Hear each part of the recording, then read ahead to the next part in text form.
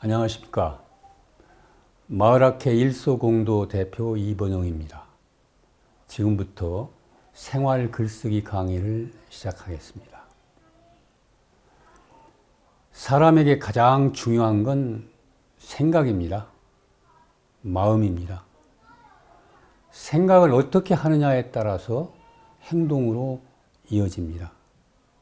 생각을 어떻게 하는가에 따라서 한 사람의 일생이 결정됩니다.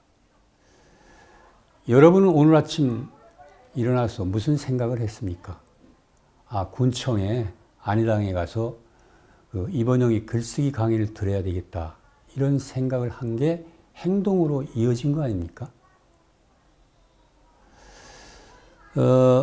생각을 소리로 표현하면 말이 되고 생각을 문자로 바꾸면 글이 됩니다. 그래서 생각을 잘해야 글을 잘 씁니다. 생각과 말과 글은 얽혀 있습니다. 그래서 우리가 보통 언어 소통이라고 그러죠. 그래서 저는 이 글쓰기 강좌를 하시면 말과 글을 같이 말씀드리겠습니다. 먼저 말부터 말씀드리겠습니다. 기독교 성경에 보면은 말씀이 천지를 창조하고 말씀 자체가 하나님이라고 그랬어요. 창세기 1장에 보면은 하나님이 가라사대 빛이 있으라 하시니 빛이 되었다. 이렇게 했어요. 또 요한복음 1장 1절에 보면은 태초에 말씀이 계시니라. 이 말씀이 하나님과 함께 계셨으니 이 말씀이 곧 하나님이시다. 이렇게 되어 있습니다. 한국인과 결혼해서 홍동면에 살고 있는 일본인 여성이 한 분 있습니다. 이분이 아이를 낳았는데 먼저 일본말부터 가르치기 시작했어요. 한국말은 학교 가서 자연히 이제 배우게 될 테니까 걱정을 안 했습니다. 어머니가 한국말에 자유롭지 못합니다. 그래서 어머니와 아이는 언어를 통해서 감성과 사랑이 전달된다. 이렇게 생각한 겁니다.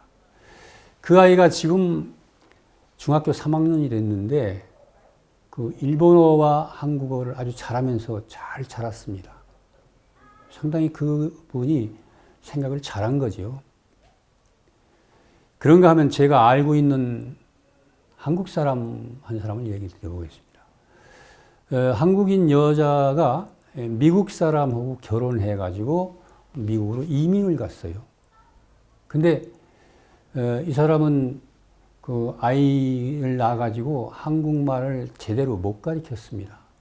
그런데 어머니는 영어가 자유롭지가 못해요.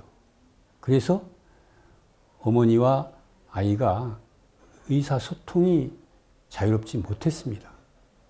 그러던 중에 이혼을 하게 됐어요.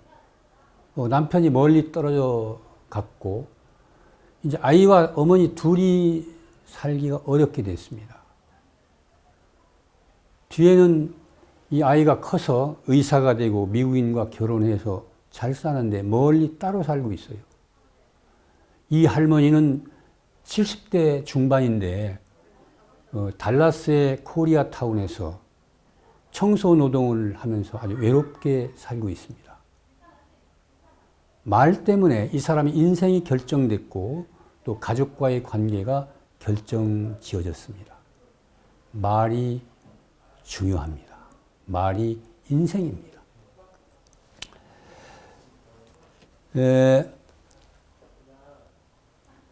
말은 상대가 있어야 되죠.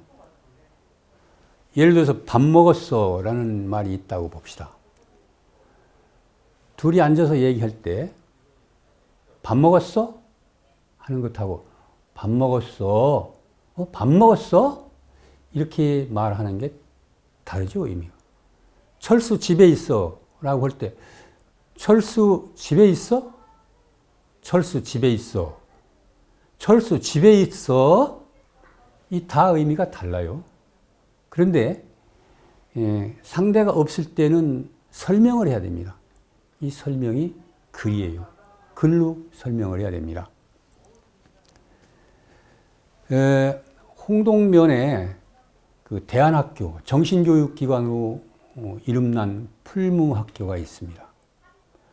이 학교는 한 해 28명 입학생을 뽑는데 전국에서 보통 한 3대 1의 경쟁률을 보이고 있어요.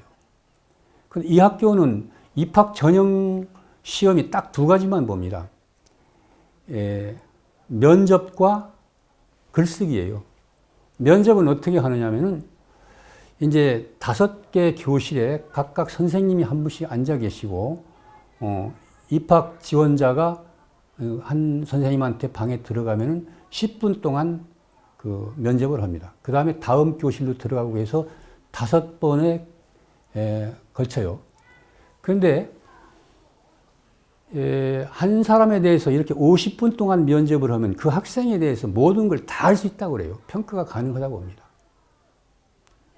글쓰기는 어떻게 하느냐면은 백지를 몇 장 주고 문제를 냅니다. 예를 들면은 백지장도 맞들면 낫다라는 속담이 있는데 이에 대해서 아는 대로 쓰시오. 그리고 여러분의 생각을 쓰시오. 이렇게 하고 1시간을 줍니다. 그래서 이 학교는 입학 전형 시험이 생각을 보는 거예요. 그리고 보통 때에도 이 학교는 그 전국에서 유명한 사람들을 초청해서 강연을 많이 듣습니다.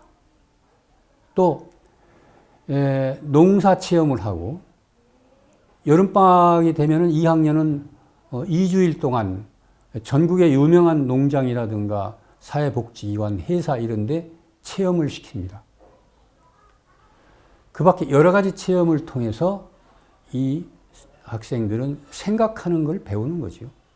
풀무학교를 보고 뭐 대안학교다, 정신교육기관이다, 뭐 참교육기관이다 여러 가지 얘기하는데 저는 그렇게 생각합니다. 이 학교는 생각하는 학교다. 생각하는 교육을 하는 학교다. 이렇게 생각을 합니다. 일제시대부터 우리나라 해방과 독재 정권 이런 쭉 시대를 거치면서 민주화 운동, 민중계몽 운동을 해서 유명한 함석헌 선생의 대표적인 어록은 생각하는 백성이라야 산다 였습니다. 1958년 8월 사상계에 수록한 글인데 이게 무슨 얘기냐면은 아무리 어렵더라도 국민이 똑똑하고 생각하면 살 수 있다. 이런 얘기죠.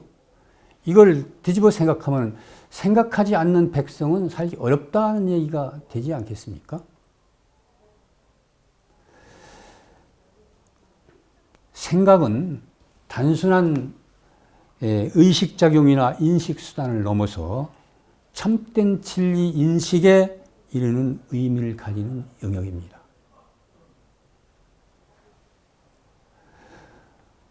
우리 생각은 참 복잡해요. 어제, 오늘 생각이 다르고 아침과 저녁 생각이 다릅니다. 제가 그 같이 신문사에서 일하던 친구가 홍성에서 논술학원을 하는데 아주 잘한다고 소문나서 잘합니다. 그래서 어떻게 아이들을, 초등학생들을 어떻게 가르치냐 한번 물어봤어요. 그랬더니 이 친구 얘기가 아이들이 처음에 왔을 때 글쓰기 가르치지 않는다고 그럽니다. 생각하는 연습부터 한대요.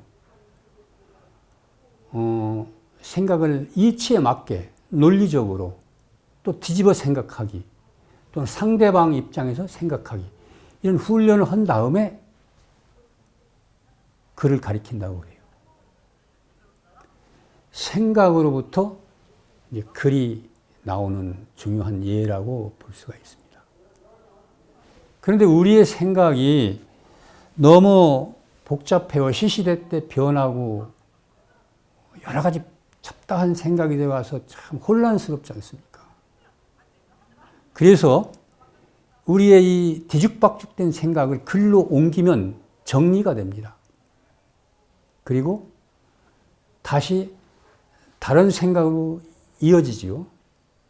새로운 생각이 생깁니다. 창조가 거기서 생깁니다. 그래서 글이라고 하는 건 이 복잡한 생각을 정리하는 것이고 창조 작업입니다. 오늘은 여기까지 하겠습니다. 감사합니다.